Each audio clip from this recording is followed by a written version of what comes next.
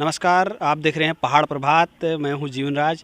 आज हम मौजूद हैं आम आदमी पार्टी के प्रत्याशी हरीश आर्या जी के साथ, जो कि सोमेश्वर विधानसभा क्षेत्र से आम आदमी पार्टी के प्रत्याशी हैं। पार्टी ने उन्हें जो है अपना प्रत्याशी घोषित किया है। सबसे पहले हरीश आर्या जी, आपको बहुत बहुत बधाई। पार्टी ने आपको प्रत्याशी घोषित किया। बहुत बहुत धन्यवाद। नमस्कार।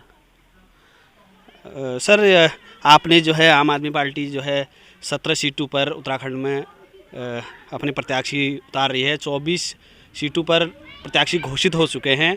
सोमेश्वर विधानसभा क्षेत्र से आपको आम आदमी पार्टी ने आप पर विश्वास जताया है। आप किस तरह से सोमेश्वर विधानसभा क्षेत्र में तैयारी चल रही है आपकी, किस तरह से आप देखते हैं कि कैसा रहेगा आपका जो है सोमेश्वर विधानसभा क्षेत्र, थोड़ा इस बारे में बताइए। सोमेश्वर विधानसभा सीट एक ऐसी सीट है, पहले तो परसिमन में उसको विकास की दृष्टि से किसी विकास की सरकारी इकाई के तहत जोड़ा नहीं गया है। सभी विकास खंडों के उसमें खंडे खंड हैं, टुकड़े टुकड़े हैं, और बड़ा दुर्गम क्षेत्र है और सबसे बड़ी विधानसभा क्षेत्र है भौगोलिक आधार पर। और जितने भी हमारे जनप्रतिनिधि रहे वहाँ पर उत्तराखंड राज्य बनने से अब तक, और मज़े की बात, सभी लोग वर्तमान तक पदेन हैं। कोई भी ऐसा नहीं कह सकता कि उत्तराखंड राज्य बनने के बाद वो किसी पद में नहीं थे। सब लोग हैं पद में। अगर वहाँ मैं बात करूँ 2002 में जो वहाँ पर प्रथम बार बने एमएलए, उनका नाम है प्रदीप टमटा जी, जो विधायक बनने के बाद हमारे पार्लियामेंट के मेंबर चुने गए। पार्लियामेंट के मेंबर के बाद वर्तमान तक राज्यसभा के सांसद हैं, और एक बार वहाँ से विधायक बने थे हमारे आपके भाजपा के जो अभी वर्तमान सांसद हैं अजय टमटा जी। वो भी पहले वहाँ के एमएलए भी रहे हैं, उसके बाद वो वहाँ के सांसद रहे हैं और अभी भी सांसद हैं। रेखा जी पहले कांग्रेस से थी, फिर भाजपा से थी, वो लगातार हैं, वर्तमान में कैबिनेट मंत्री हैं। जबकि क्षेत्र की ऐसी दुर्दशा है कि अभी तक सोमेश्वर विधानसभा में एक भी सामुदायिक चिकित्सा केंद्र तक नहीं स्थापित किया गया है, और तमाम जो भी वहाँ पर प्रशिक्षण संस्थान थे जो बंद पड़े हैं। स्कूलों की हालत दयनीय है, रोडें हैं नहीं। आप अगर सोमेश्वर की मेन रोड को भी देखोगे तो उसमें नीरे पोखरे ही पोखरे दिखाई देंगे, और गाँव के तो पूछो मत आप। इस समय बहुत से गाँव में मैं तो कहता हूँ इसकी मुख्य जिम्मेदार कांग्रेस पार्टी भी है। इतने लंबे शासन के बाद कांग्रेस पहाड़ के दुर्गम क्षेत्रों के गाँव में आज तक पीने का पानी नहीं पहुँचा पाई है। आज भी लोग नौलों से पानी लेके आते हैं, सर से पानी ढोया करते हैं।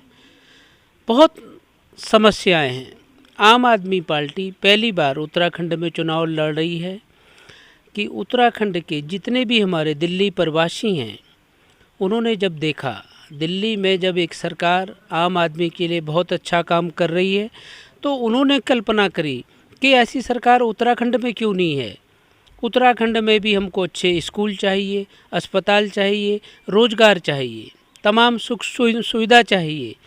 तो जिन लोगों की मांग पर माननीय अरविंद केजरीवाल जी ने पहली बार उत्तराखंड में 70 सीटों में चुनाव लड़ने की घोषणा करी है, और हमारी पार्टी स्थानीय जो मेन समस्याएं हैं उनके निवारण के लिए चुनाव लड़ रही है, जिसमें हमें भारी समर्थन मिल रहा है। जनता वास्तव में त्रस्त है। हमारी पार्टी ने भी 300 यूनिट बिजली फ्री का वादा किया है, गारंटी कार्ड बांटे हैं, और हमारी पार्टी ने दूसरी गारंटी जो दी है रोजगार की दी है।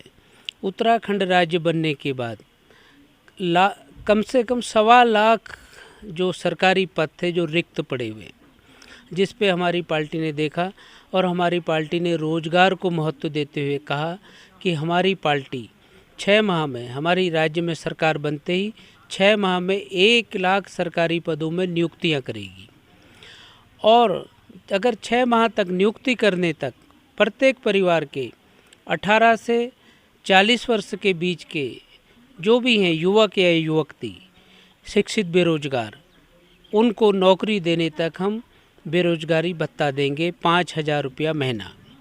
इसके बाद तीसरी गारंटी हमारी पार्टी ने करी है उत्तराखंड के वृद्धजनों के लिए, जिन्हें हमारी पार्टी कहती है कि हम उनको तीर्थ यात्रा मुफ्त में कराएंगे।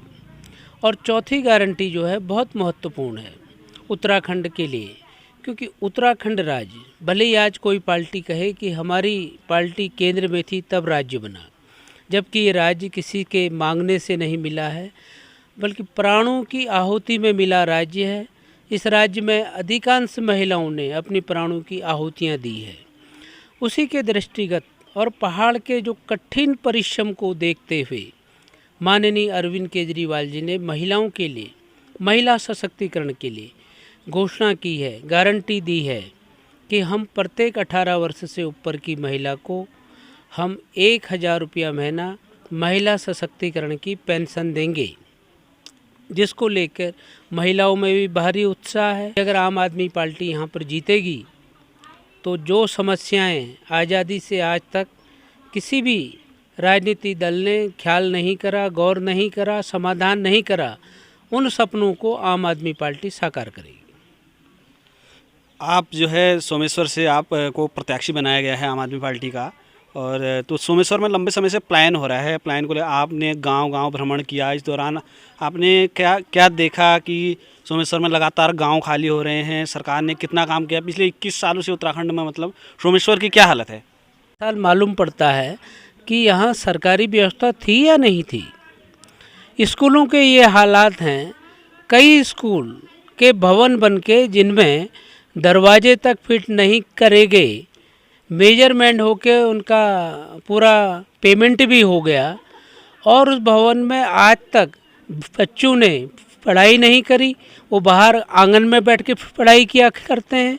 और स्कूलों की बिल्डिंग ऐसी है, जर्जर हालत है, बाउंड्रियाँ हैं नहीं, अगर बाउंड्री है तो बिल्कुल गिरने के कगार पे है। अस्पतालों की हालत ऐसी है कि अस्पतालों में आप खुद ही सोचिए, जिस विधानसभा में अभी तक सामुदायिक चिकित्सा केंद्र तक है नहीं, जहां पर केवल प्राथमिक चिकित्सा केंद्र हैं, अब प्राथमिक चिकित्सा केंद्र में क्या होगा?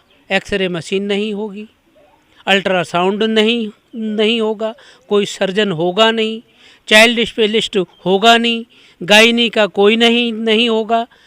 तो हालत क्या है कि वहाँ के जो लोग हैं वो जब जाते हैं अस्पतालों में तो उनको रेफ़र किया जाता है अल्मोड़ा से उनको रेफ़र किया जाता है हल्द्वानी, और हल्द्वानी वाले भी पूरी तरह से उनको लूटने के बाद भेजते हैं बरेली के लिए।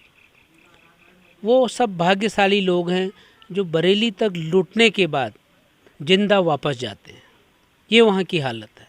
समय से कई गांव में अभी तक जो है सड़कें नहीं बन पाई हैं।